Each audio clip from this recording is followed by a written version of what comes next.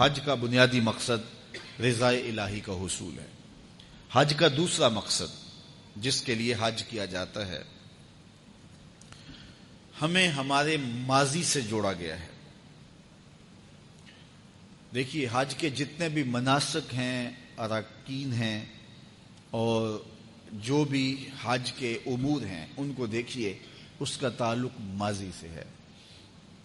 کعبۃ اللہ کی حاضری سے لے کر کے احرام سے شروع ہو کر کے آپ طواف زیارت تک جتنے بھی امور حج دیکھ لیں، یہ ہمارے اسلاف کی یادگاریں ہیں، تو یہ ماضی سے ہمیں جوڑا جا رہا ہے۔ اب کعبۃ اللہ کے طواف اور دیگر معاملات دیکھ لی، حجر اسود کی تقبیل دیکھ لیجئے، اس کا استلام دیکھ لیجئے۔ ہر چکر میں چوم سکتے ہو تو چومو، نہیں چوم سکتے تو کم از کم استلام تو آپ کو ضرور کرنا ہوگا۔ اب اس کو چوما جاتا ہے عقیدت اور محبت کے ساتھ، جبکہ پتھروں سے دور ہٹایا گیا اور اس پتھر کو چوما جا رہا ہے۔ یہ راز حضرت عمر نے کھولا، طواف کرتے ہوئے رکے، حجر اسود کو چوما اور پھر کہا، اے حجر اسود، میں تجھے کبھی نہ چومتا اگر میرے رسول نے نہ چوما ہوتا۔ کسی نے کہا، یہ سمندر پار سے آئے ہوئے لوگ بڑے دیوانے ہیں، ایک بار چوم لیا تو جان چھوڑ دیں، یہ بار بار چومے جا رہے ہیں۔ تو میں نے کہا، صاحب، یہ پتھر نہیں چوم رہے، یہ کسی کے ہونٹوں کا نشان ڈھونڈ رہے ہیں۔ ایک جگہ سے چوما، خیال پڑتا ہے حضور نے ادھر سے نہ چوما ہو، پھر وہاں سے چوما، خیال آتا ہے حضور کے ہونٹ ادھر نہ لگے ہوں۔ تو میں نے کہا، صاحب، یہ پتھر نہیں چوم رہے، یہ کسی کے لبوں کا لمس تلاش کر رہے ہیں، کسی کے ہونٹوں کے نشان ڈھونڈ رہے ہیں۔ اچھا، یہ بھی پتھر آگے آئیں، مقام ابراہیم پہ یہ بھی پتھر، فرمایا گیا یہ جنت کے یاقوتی پتھر ہیں اور ان کی روشنی بجھا دی گئی ہے، اور اگر ان کی روشنی باقی رہتی تو شرق سے لے کر غرب تک روشنی ہی روشنی ہوتی، اتنا اجالا تھا ان میں۔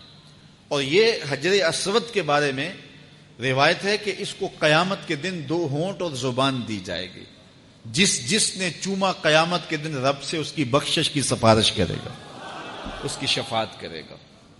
اب یہ آ گیا مقام ابراہیم، اللہ کے گھر کا طواف کر کے 7 چکر کاٹ کے اب کہا، یہاں 2 رکعتیں پڑھو۔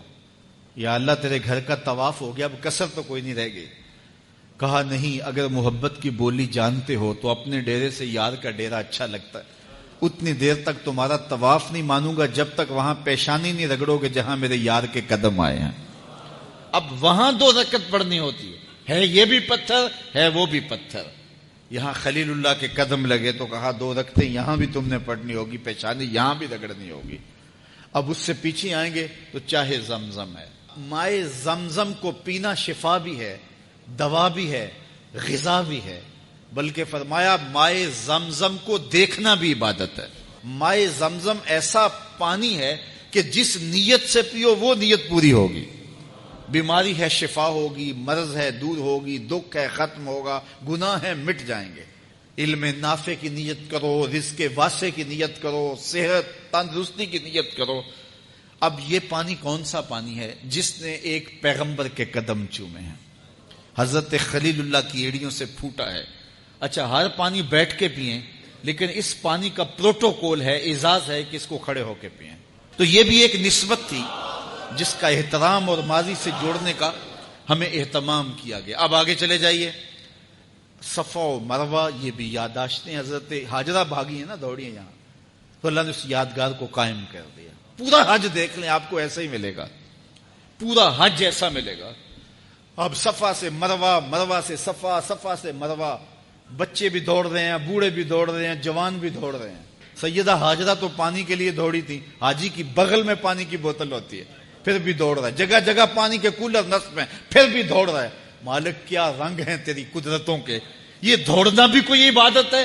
نہ انہوں نے دوڑ کے کچھ حاصل کرنا ہے، نہ دوڑ کے کوئی چیز لینے جا رہے ہیں۔ بچے بھی، بوڑھے بھی، جوان بھی، عورتیں بھی، مرد بھی، کچ کلا بھی، شہنشاہ بھی، بادشاہ بھی۔ مالک کیا ماجرا ہے، یہ دوڑنا بھی کوئی عبادت ہے؟ کہا، ہاجرہ جن راہوں پہ تو دوڑی تھی، میں پروٹوکول اعزاز دیتا ہوں، قیامت تک ان راہوں پہ نبی بھی دوڑتے رہے، ولی بھی دوڑتے رہے، امام بھی دوڑتے رہے، اور ان راہوں پہ بادشاہ بھی دوڑیں گے، کج کلا بھی دوڑیں گے۔ ان گزرگاہوں کو جلوہ گاہ بنا دوں گا جہاں تیرے قدم لگے۔ اللہ اکبر، کیا رنگ ہیں! تو وہاں ایک دوڑ لگی ہوئی ہے۔ تو یہ اس ماضی سے ہمیں جوڑا جا رہا ہے۔ اب احرام دیکھ لیجئے، یہ لباس بھی یادگار ہے۔ وقوف عرفہ دیکھ لیجئے، یہ حضرت آدم اور حضرت حوا کی ملاقات کا مقام ہے۔ کہا یہاں تمہارے باپ کی توبہ قبول ہوئی تھی، تم بھی یہاں کھڑے ہو کے رب سے لمبی دعائیں مانگو، جو دعائیں مانگو وہ دعائیں مستجاب ہوتی ہیں۔ اب رمی جمار یہ بھی ادا ہے کہ کنکر مارنے، اب ان نشانات پہ جہاں شیطان ورغلانے کے لیے آیا تھا، قیامت تک کہا کہ اس خلیل کی ادا کو بھی ادا کرنا ہے، ہاجرہ کی ادا کو بھی ادا کرنا ہے، اسماعیل کی ادا کو بھی ادا کرنا ہے۔ حج کا ایک ایک رکن دیکھو، قربانی دیکھو، قربانی بھی یادگار ہے حضرت اسماعیل حضرت ابراہیم علیہ السلام کی۔ تو یہ سارا حج ہمیں ماضی سے جوڑ رہا ہے، ہمارے بزرگوں کی ادائیں ہیں۔